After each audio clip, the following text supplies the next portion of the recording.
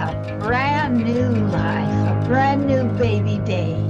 And let's see what Irma Bombeck has to say about that. What she says, when I stand before God at the end of my life, I would hope that I would not have a single bit of talent left and could say, I absolutely used everything you gave me. So let's backtrack a minute. Let's go back to when you first entered the planet, way back in the day. Yes, back in the day. And you were greeted when you took your first breath by first, your mother was there. I know that for sure. The doctor's staff was there. Maybe even your daddy was there. But let's look at the waiting room. Who was in the waiting room? It was your family, all your relatives, all the friends of the family, and they were smiling and smiling and smiling when you took your first breath and blessing your arrival. So let's go back there again.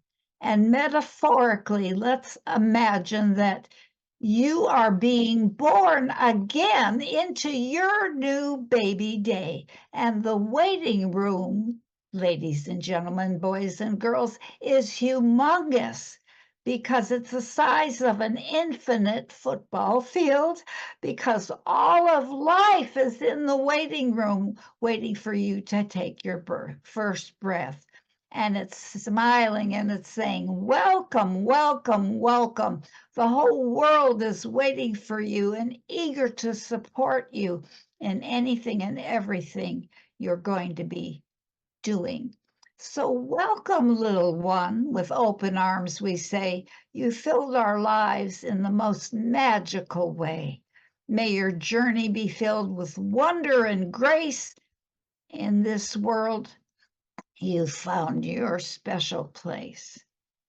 And so I love what Jean read so beautifully today. When you arise in the morning, think of what a privilege it is to be alive, to think, to enjoy, and to love. That's what Marcus Aurelius said, one of my super favorites.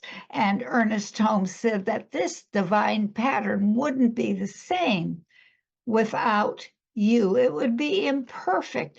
And he goes on to say, dare to be yourself. Way back when in Exodus, remember Exodus chapter 3, 13 to 15, Moses said to God, hey, God, when I talk to the children of Israel, who shall I tell them sent me? And God said to Moses, tell them I am that I am, he said. Thus shall you say unto the children of Israel, I am hath sent me unto you. And so what I'm saying to you, everybody, when you want to think of God, do this kind of breathing. For your inhale, think the word I. And for your slow exhale, think of the word am. Let's do that. And inhale, I, and exhale slowly, am. Doesn't that make you feel good? Just by saying I am to yourself, it lifts us up. So it doesn't matter how serious we're having a problem, whatever's going on. When we're breathing in I and breathing out am, everything calms down. It's actually the first name of God, I am. And the secret of it is to forget yourself for the moment and forget the problem or whatever's going on and do the I am breathing. Let's call it the I am breathing meditation.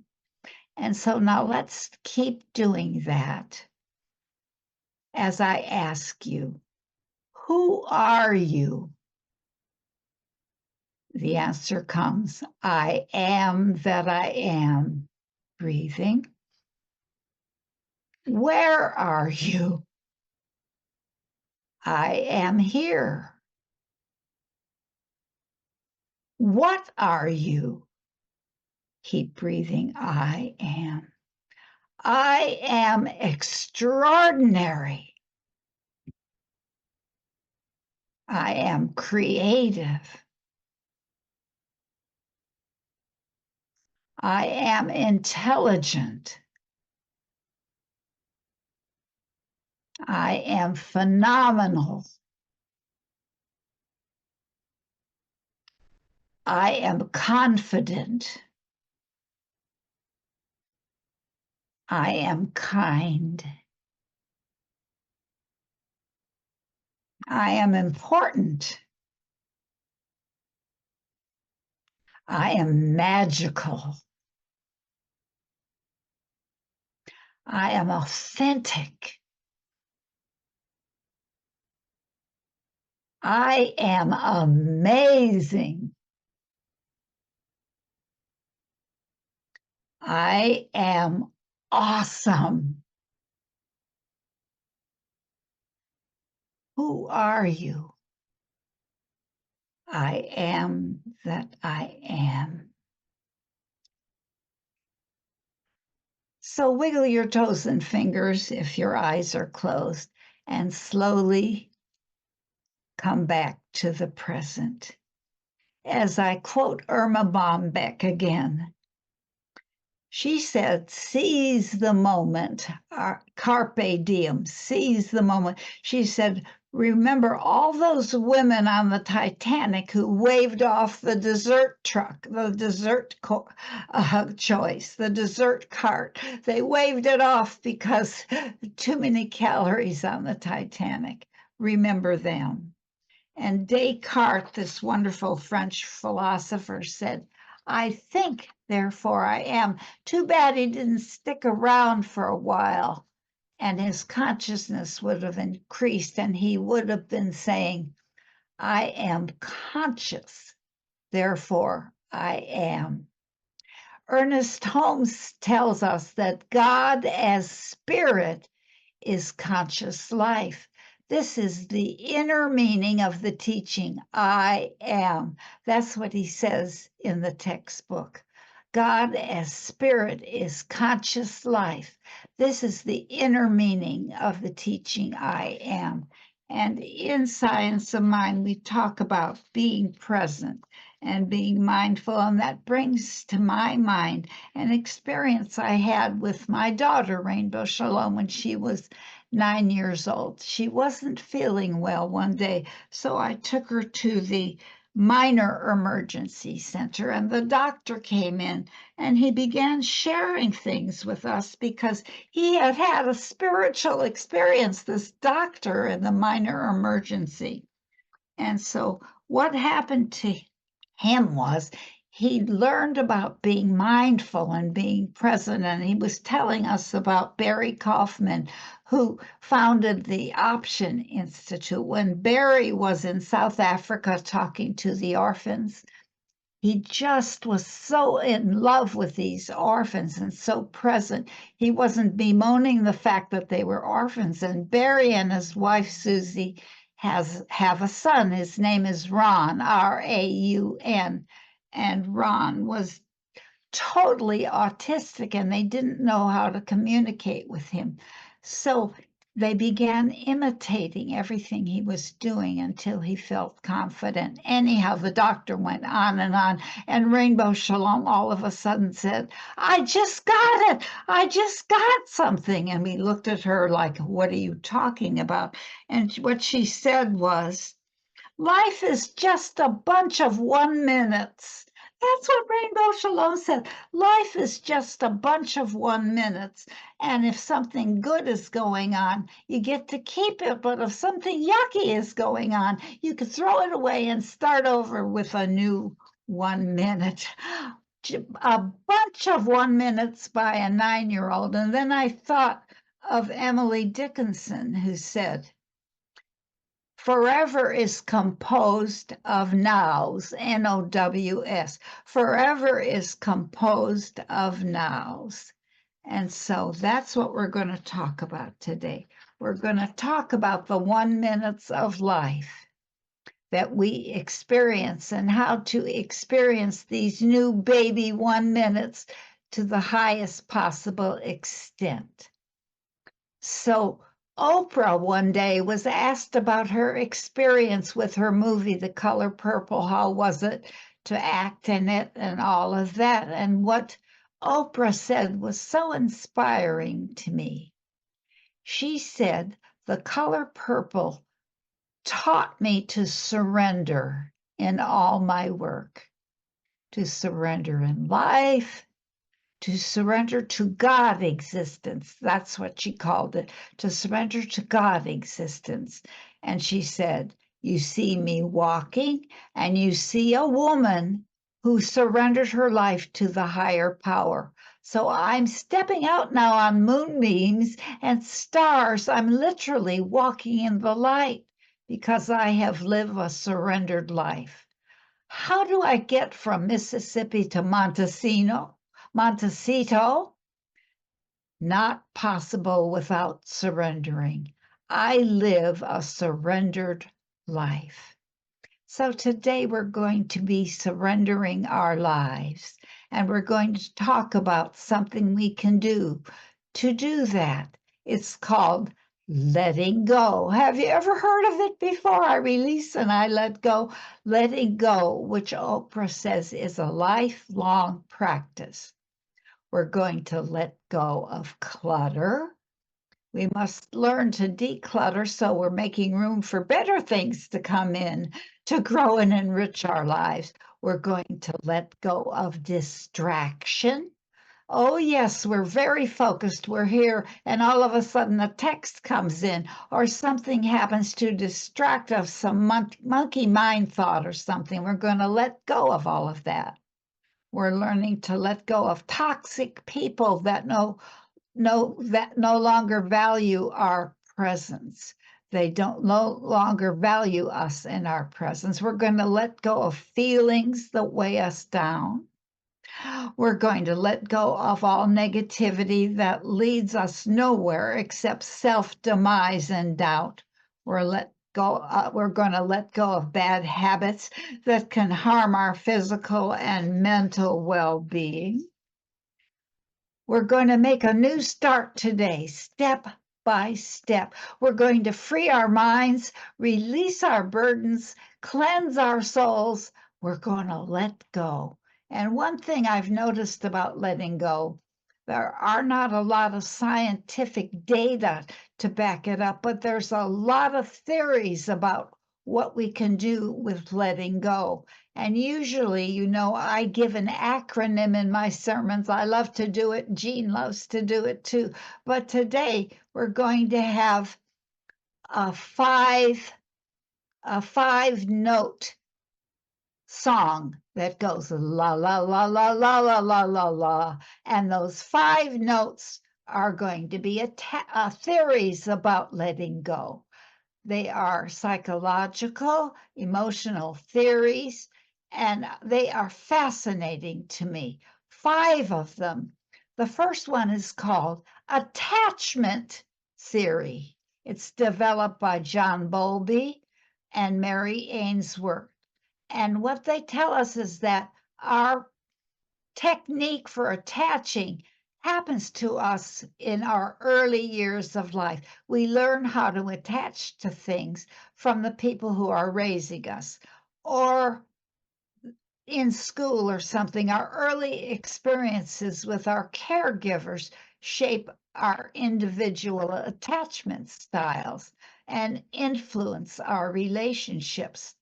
And so by letting go, we can develop more secure attachments in our relationships. That's the first attachment theory.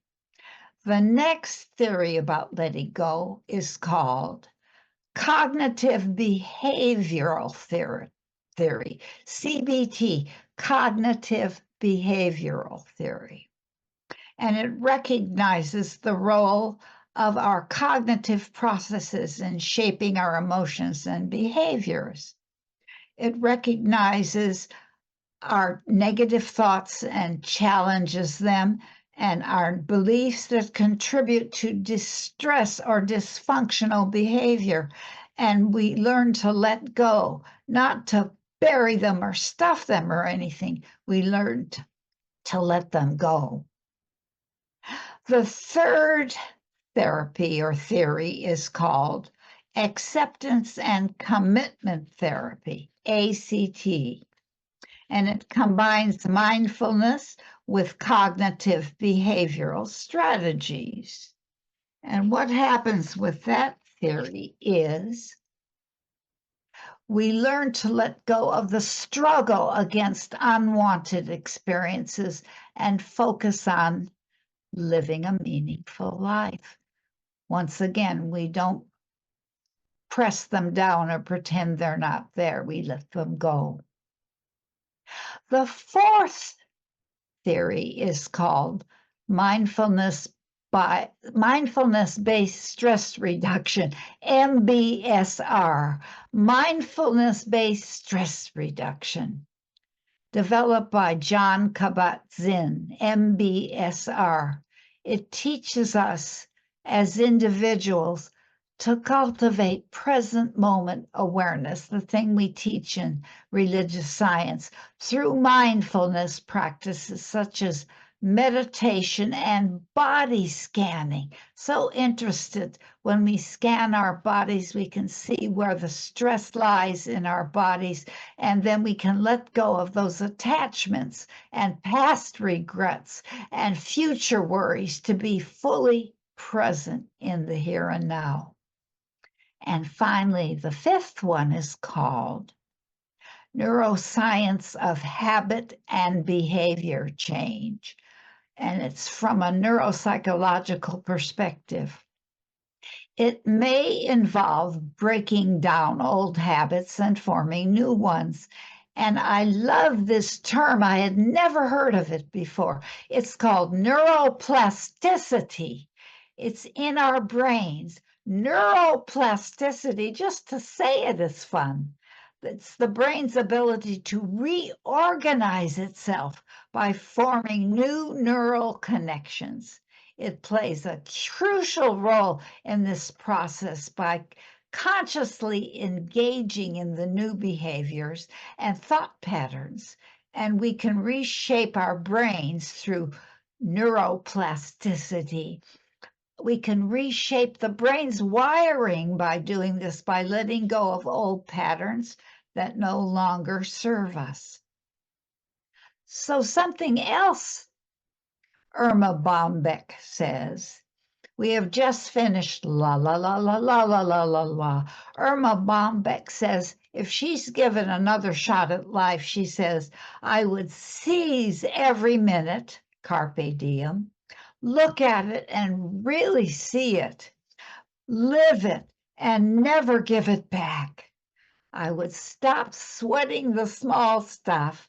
I wouldn't worry about who doesn't like me, who has more, and who's doing what. Instead, I'm just cherishing the relationships that I have with those people who love me.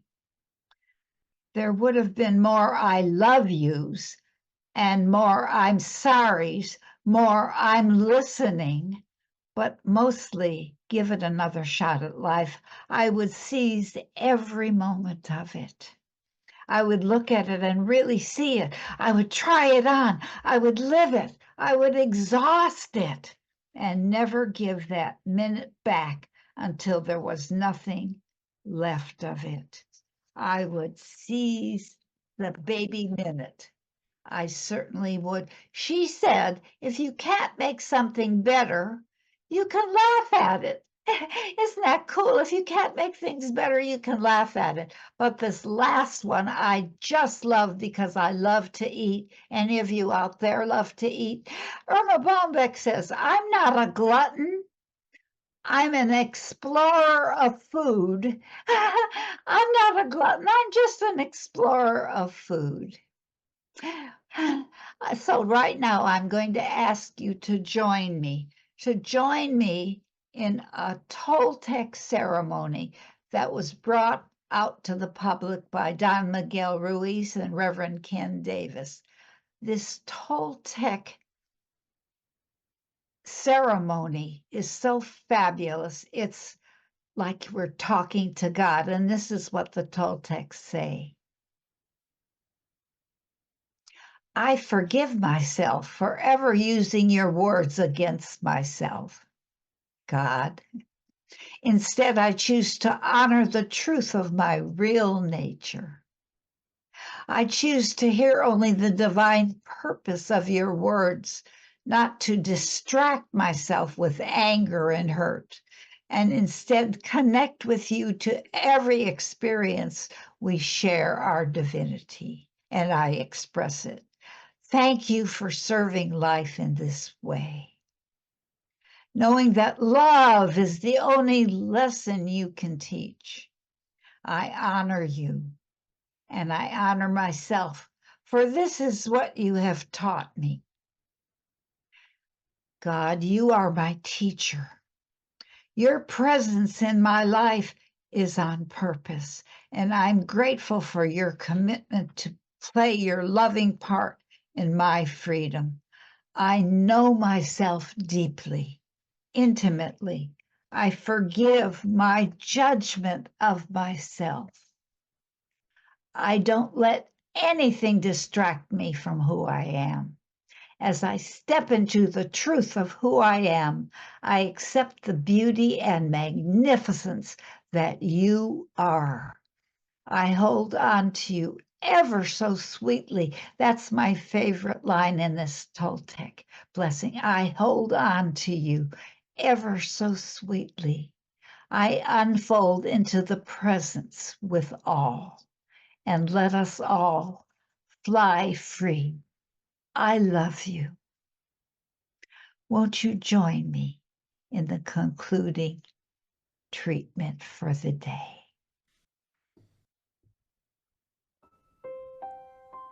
Dear God, I recognize that all of you, God, is here, right now, omnipresent.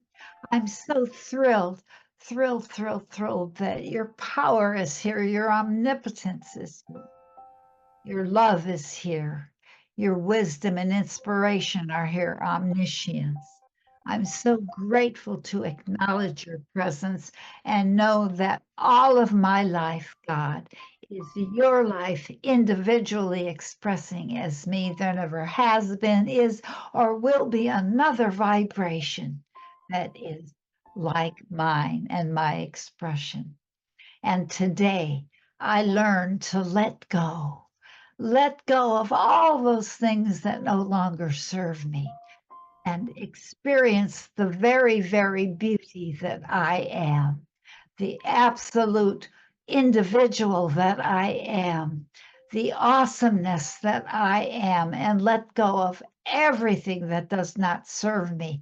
If something shows up, I learn from it, bless it, and let it go.